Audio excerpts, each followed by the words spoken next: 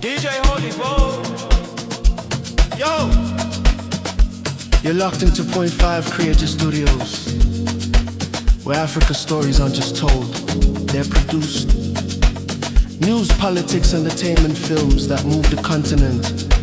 We bring the truth, the fire, the creativity. Your world, powered by African storytelling. Point 5 Creative Studios. Point 5 Creative Studios. Point 5 Creative Studios. Point 5 Creative Studios. Point 5 Creative Studios. Ini ndoda kunzwisisa kubva kuna Dr. Mavasa kana muchiramba muchiti winning team inoda kuwedzerwa nguva yokuti irambe ichiwina.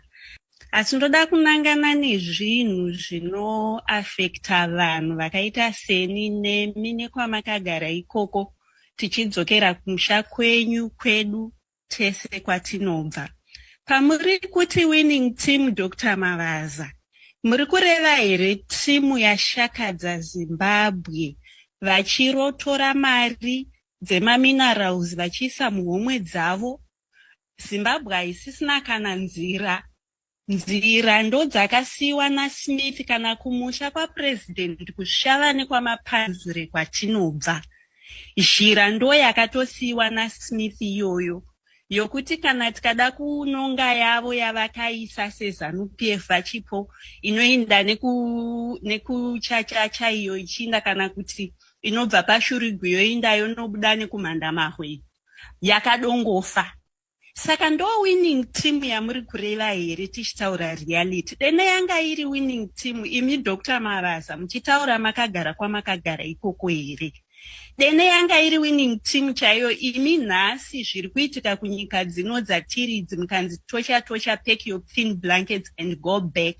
Munonosvika muchitaura kuti winning team makadero here kana musina kupuwa mari yecorruption yekuti imi nemhuri yenyu murarame vazhinji vachifa. Nyika yasakara ndo zvinhu zvinoafekta vanhu. Even mumatauni, even kumaruzeva kwamapanzure kunobva president. Kuti tiwane mvura chaiyo yekuchera mvura tinotoisa mabhoro tega. Mutauni nekuruzeva iko zvino vanhu vari kuvaka kumaruzeva. Nyika iri kudevelopa. Kuti hurumende ingochinzwawo tsitsi kuti aiwa vanhu vavaka vazviisira mvura dzavo vazvivakira dzimba dzavo. Chiregai tiende tichinoisa marodzi pese pese. Havasi kana kukwanisa. Saka ndo winning team yamuri kutaura here. Hamunzwiwo mwoyo wekuti ikoko kwamakagara imimi. Winning team dzakavaka nyika dzikavakwa dzikagarika magetsi haende. Hapana chiri kunetsa mvura inorana 24/7. Iko zvino mumatauni kana vanhu even vari kudhirila mabhoro kumwa weti yega nemagozvo akasiftwa pakati endimvura nemabhoro acho mamwe asi kushanda. Ndo winning team yamuri kutaura here Dr. Mavasa? Honestly mune moyo makaisepi moyo imi? Ndo winning team Zimbabwe ekuti ine minerals ekuti nyika yese tingadai Zimbabwe isina tax, tingadai Zimbabwe tichihora zvaiita maLibyans nguva yamama Gaddafi because tine minerals asingaiti. Nezuro chaiwo they halted the sale of lithium. Ndobva price yelithium yatokwira globally. We have the power but atigoni kushandisa resources because a few people are taking those resources vachita pocket into their own pockets. Ndo winning team ndo Zimbabwe yamuri kuda imimi kusira vana venyu nevazukuru venyu here mimi Dr. Mavasa. Asi makati kwende kunyika dzevamwe dziri kugovernwa zvakanaka. Are you serious? Ndo winning team yamuri kutaura makaita lofo here kuti hamunzwisise chinonzi winning imi. Musatipinza mabiki nini vana ngatichinjei as Zimbabweans tivake nyika yedu, tirege kungosekwa nenyika nekuda kwekuti vanhu vakadzidza munenge muchirizina sematofo muchisapota zvinhu zvakafa moitwa nyika, whereas we could build our country toimaneja zvakanaka. ini ndoda Right, kunzwisisa kubva pakaipa mawani aya mazvinzwira mega zvikanzi ndiyo here winning team yacho yatiri kusapota yamuri kusapota.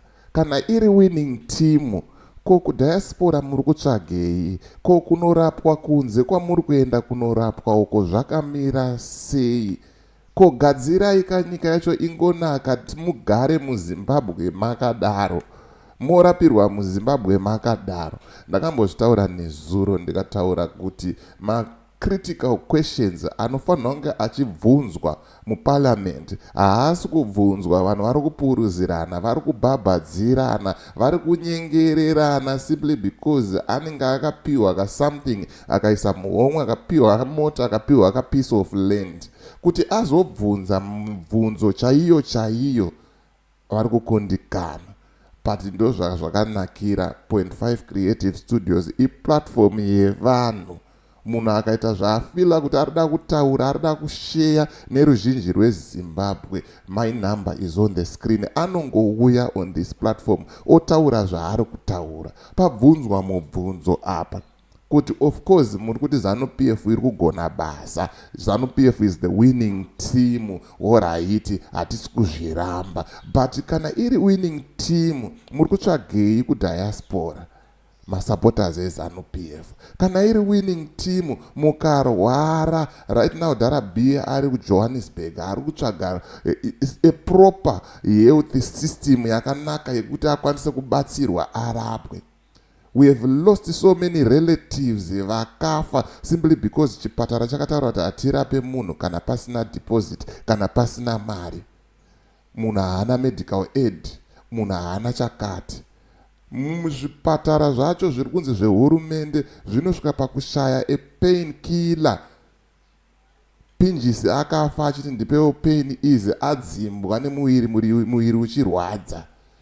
Mamati winning team, yes, hatisi kuramba is the winning team. Chiteerereiwo zvatiri kutaura kuti honai apa pane bura apa panogadziriswa sei, honai apa pakadhakwa apa parida kugadziriswa apa. Hanzi mvura chaiyo yatiri kunwa yakasangana netsvina, imvura iri kunwa nevanhu. Yet you are saying it's a winning team. Magetsi kwedu anoita kuuya hatichamaziva, pamwe pacho anouya tarara, mvura patepa haichabuda, takuenda kuzvibhorani mumuguta. Ndakaona mumunhikirini muHarare muchicherwa mucity center muCBD chamenya muchicherwa chibhorani. Handizivi hangu kuti ndo zvinoita winning team here izvozvo. Magetsi how many times achidzima, mukuru achipa speech muparliament, paroda kugadziriswa. Ende ndakazvitaura ndikati some of these people vari kufanira kungodzingwa basa, vangobva vaende, because what they are doing chaizvo hatisi kuzviona. Basa racho ravari kunzi vari kuita hatisi kuriona. Even ndikavapa dzimwe 2 more years vanoramba vachingodya vachisaboteja nyika ichidzokera kumashure. Vamwe vanhu ava vanofanira kungodzingwa basa. Iya yataimboramba yereshuffle inofanira kudzoka reshuffle but haifanira kutodzoka futi reshuffle. Vanofanira kungodzingwa because reshuffle tinenge tichichinja maposition. Ngavangodzingwa vari kutadza basa vanhu ava. Ngavangodzingwa vanhu vanenge vachishoresa musangano. Ngavangodzingwa vanhu vakafanana sana Andrew pasina wako vari kuda kuita violence. Ngavadzingwe kumusangano. Vanhu vanomakisa, vanhu vari kunyadzisa. Hanzi ndo winning team yacho here iyoyo. Mubvunzo wandiri kukusiyira kwauri. Zita rangu ndinonzi DJ Holly. The name of the platform is 0.5 Creative Studios. Kana uchangotanga kusvika panapa muzuva ranhasi, dzvanya subscribe button and the notification bell so that you don't miss out on any exciting content uploaded. If you feel that you want to contribute, you want to donate, you want to assist, you want to support, basa ratinobata panapa pa 0.5 Creative Studios, ndibate futi pa same number idzodzo, or you can donate using the PayPal account iri mu description. Anditika, as for me DJ Holly and the rest of the crew behind the scenes, it is bye for now. Let's meet in the next video.